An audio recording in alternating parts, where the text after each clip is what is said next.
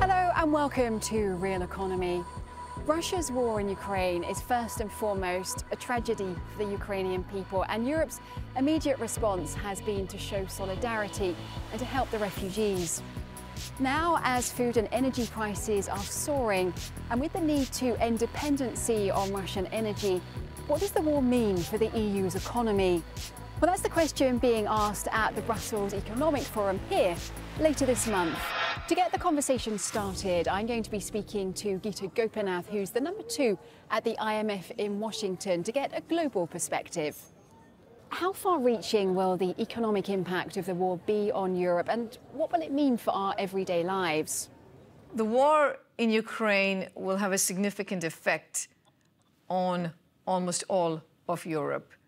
We downgraded our growth projections for major European economies by about 1%. So now what we're projecting is 3% for this year. At the same time, we are projecting inflation to be significantly higher. So the most direct effect that we're seeing on people's lives, of course, outside of Ukraine and the refugee crisis that we're seeing there, is the fact that commodity prices have gone up. Energy costs have gone up substantially. And that is affecting people's purchasing power. And the impact of the war and the sanctions haven't played out fully at this point. Given all of this, what steps does the EU need to take to ensure a strong economic recovery, especially for young people? So the pandemic, in the first place, was particularly hard on young people. And now you have the war and the high uncertainty that goes around with the war. And that's having confidence effects, that is affecting how businesses hire. And you can see that that would also tend to affect younger workers who are just entering the workforce. So in terms of what needs to be done, we do see an argument right now to provide targeted support in terms of, say, cash transfers to households that are getting hard hit by these rise in energy prices. It is also important to invest. We need the green transition to happen, while at the same time paying attention to energy security. A climate investment fund would also be very helpful. Well, Gita Gopinath is one of many high-profile speakers at the Brussels Economic Forum on May the 17th. So what exactly goes on there? Let's take a look. The Brussels Economic Forum is where the top decision-makers, academics, civil society and business leaders debate Europe's biggest economic challenges.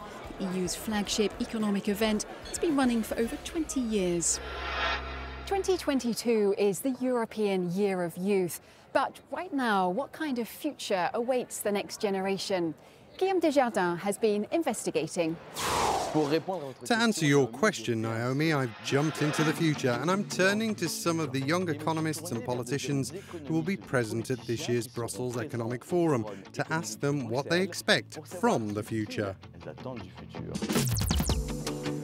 My first port of call, the European Parliament, where I put that question to Kira Marie Peter Hansen, a young Danish MEP who was elected 3 years ago.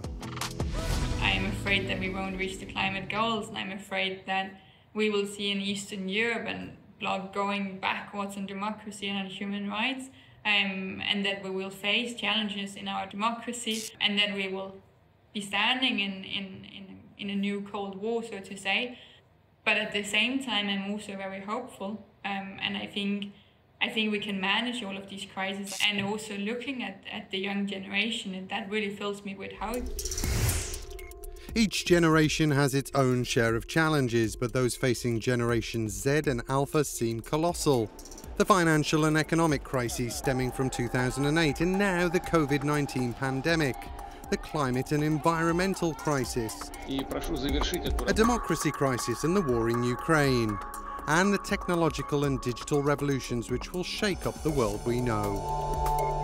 The future we will have tomorrow is going to depend on the policies that we implement today in order to balance the benefits and the cost of the digital transformation.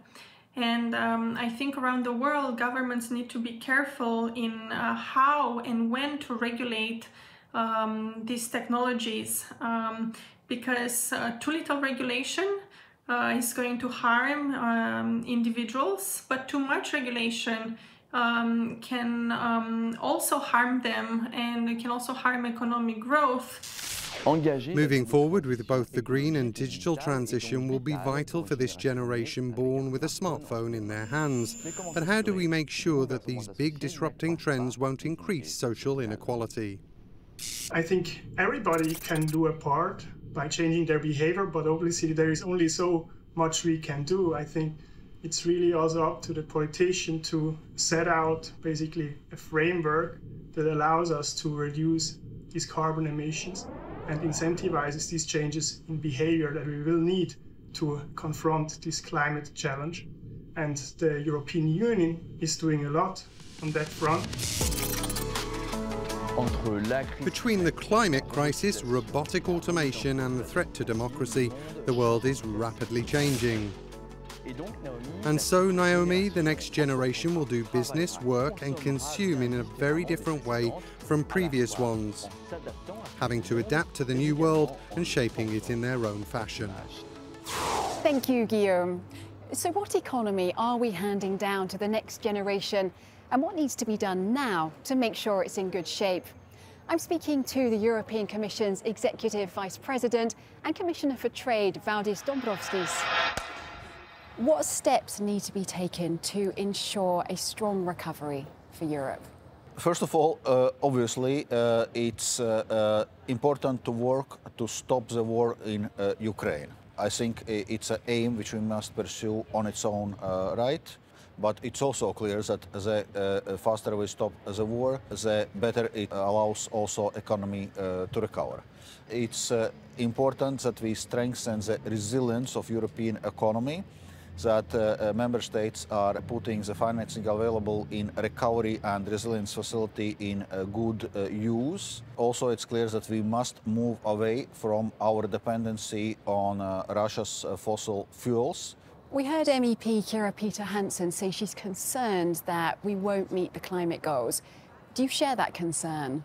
We are clear that we must stay the course as regarding our climate goals, 55% reduction by 2030 and climate neutrality by 2050.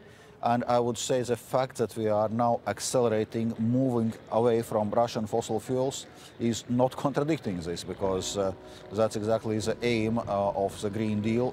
Many thanks indeed for being with us on Real Economy. Thank you.